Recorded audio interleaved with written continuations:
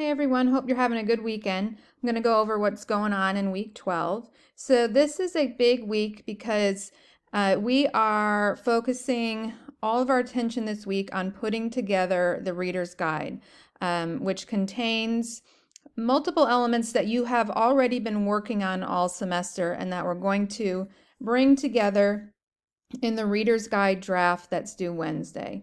So you've been working on the editor's introduction. You've done 2 drafts of that so far, and this is the main essay that is going to be in your Reader's Guide. So this takes the place of the more traditional thesis-driven essay that you may be used to.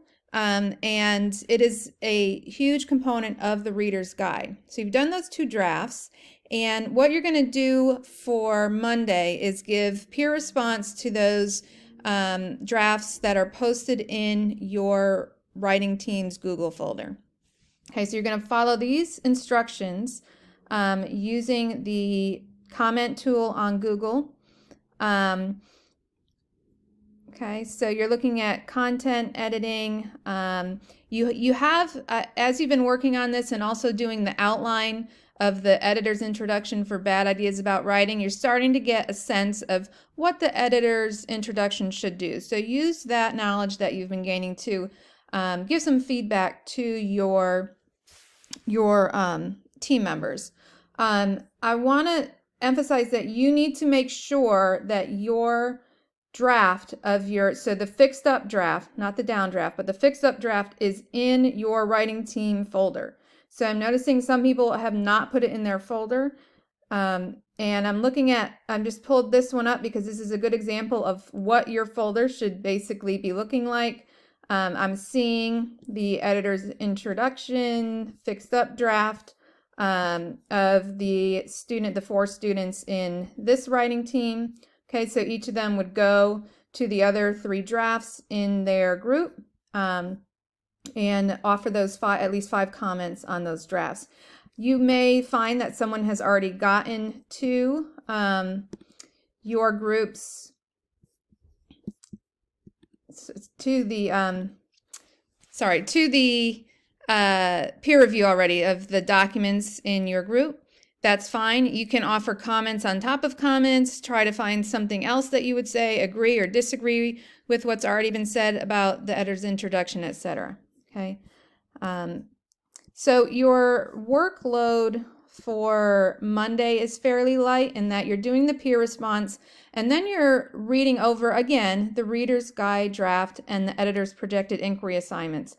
I suggest that you start working on these. These drafts are due on Wednesday. And you have looked several times at the Reader's Guide assignment before. And you're also going to be looking at the editor's projected inquiry assignment. And I'll talk a little bit more about that in a few minutes. But your workload is lighter on Monday, so you may want to plan to do a little of the work that's due on Wednesday over Monday, Tuesday, and Wednesday. Okay, so on Wednesday, you are turning in 3 separate things. So the first thing is a revision plan. So you're going to look at the responses that you got from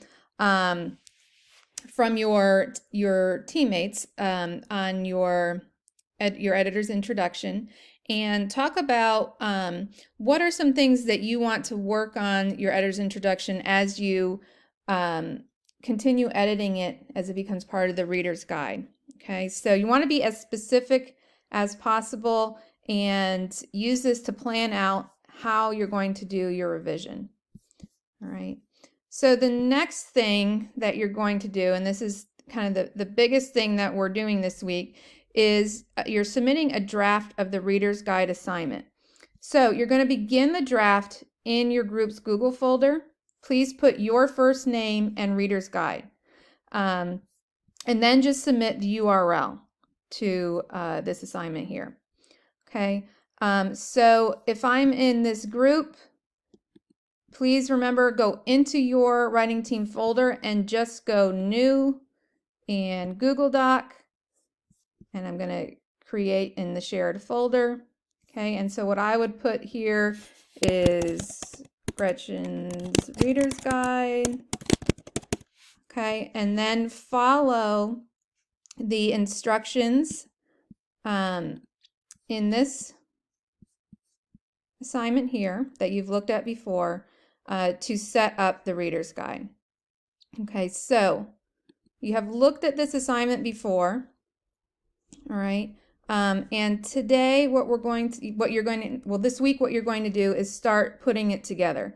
So a lot of the content for this reader's guide you have already started. So I'm stressing this so that you do not feel overwhelmed by putting this together because you actually have a lot done. So I'm just going to go through each of these parts and highlight a few things. You want to have the title for your reader's guide following these instructions. So you need the term reader's guide somewhere in the title so you can see these examples I have. That will be on your cover page. Because this is an ebook, we want to have that blurb that usually appears on the back cover of a book. We don't have a back cover since we're an ebook, and we're going to have that on the cover page. So the blurb gives your readers a brief explanation of what they're going to encounter in the book. Okay, and then you can see for each section I have specific instructions about what heading to make everything. So you're going to create a table of contents. Now you did this already, right, with your research logs, and you're going to do this again with our new document of the reader's guide. So you're going to go to Insert Table of Contents. You can just set that up, and then once you have added all the sections below here, you can just refresh your table of contents. Acknowledgements. So the acknowledgement section is fairly short. You know, usually students write a few sentences, short paragraph, to recognize that you're not writing and researching alone, but that you have help along the way, and certain inspirations may have helped you along the way, etc. So you're going to talk about any individuals, sources, you know, even a certain magazine that you found especially helpful, etc.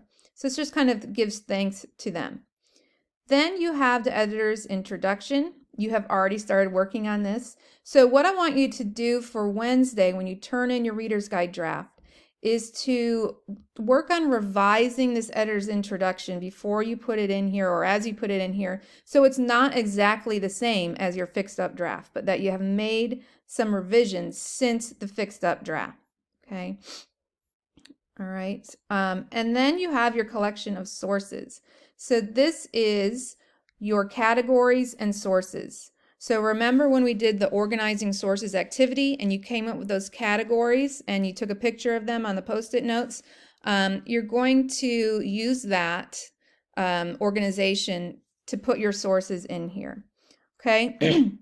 So most of you had 3 or 4 categories, so you'll want to put those in. Usually people will put the category as a heading 2, so that it shows up in the table of contents, and that just helps to organize this whole section. But you have done almost all of the work here already. All you're going to be doing is going back into your research log and pulling out the bibliographic entry for each source, the hyperlink, and the summary. And then you're probably moving them into the categories that you've set up. Okay. And if you need to revise your summaries for any reason, if you need to fix the bibliographic entry, the citation, you go ahead and do that. Then the next section is the Glossary of Key Terms. You're going to put this in as heading 1. And usually students I say to aim for 5 to 8 terms. If you have more than that, that's fine. But focus on terms that are absolutely essential to the conversation that people outside of your conversation would not already know. So for example, you probably don't need to define what Facebook is. So what are kind of the more specialized terms that you feel you need to define? And then finally, you have the About the Editor section. So this is the editor's bio. So you'll want to include a picture of you and a short paragraph, and you can write this in either first person or third person. Students talk about what their major is, maybe where they're from, any personal connection do they have to the topic of their reader's guide, how it connects maybe with their major in some way, etc. So this is a short bio about yourself. Okay.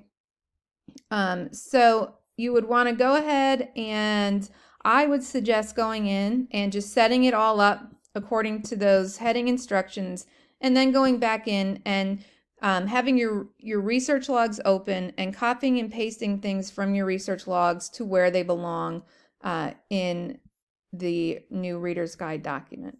Okay. All right. So let's go back to our assignments for the week. So you'll have it in your group folder, and then you'll just submit the URL. Okay, so you just copy and paste the URL up here. You don't need to do share. If it's in your folder and you copy and paste the URL, then I will be able to access it. All right, so last thing this week is editor's projected inquiry. We will eventually add this to the Reader's Guide, but right now you are going to just begin the Google drawing in your groups folder. So once again, if I was in group 7, I would go there, go to new, and go to more, and then Google Drawings, and create and share. Okay, and you want to put, your first name and projected inquiry. All right. So the editor's projected inquiry assignment is one of my favorite parts of the inquiry project, because what you're doing is it mirrors what you did at the beginning. If you remember, at the beginning of the semester, you did an infographic where you came up with a question instead of a thesis statement. And it's the same thing, the same concept here with the projected inquiry. So the term projected is important. So the idea is, if you had more time, if this was a 2-semester class, if you had to continue researching this topic, what would your new question be? So instead of a conclusion at the end of this semester of your research, you come up with a new, more interesting question. Okay, so if you had another semester to continue looking into your topic, what would your new question be? So you want a question that has evolved in some way from what you have learned about your topic. So what you're going to do for your projected inquiry, so projected means projecting into the future if this were to happen, you're going to use Google Drawings. You want to include both your original guiding question and your new guiding question. And what you're going to include as content is evidence from the sources in your Reader's Guide that have led you to that new question. So quotes, any interesting facts that you have found. You want to include the text, quotes, maybe even something from somebody else's inquiry project influenced you. Convey why your projected inquiry idea is important to the conversation around your topic, and also include an editor's commentary. Okay, and we're going to do this eventually. You do not need to do this for for Wednesday, but you will eventually include this in the Reader's Guide as kind of a prelude to the projected inquiry. All right. So here's an example. So this was the original guiding question. To what extent are social media users affected by their online audience? And then after the student had done several weeks of research and put together the Reader's Guide, they have a more specific, more interesting question to them. What does the presence of clickbait culture reveal about society? All right, so that's it for the week. You do not have a studio. Please post any questions to Ask the Professor, and I hope you all have a great week.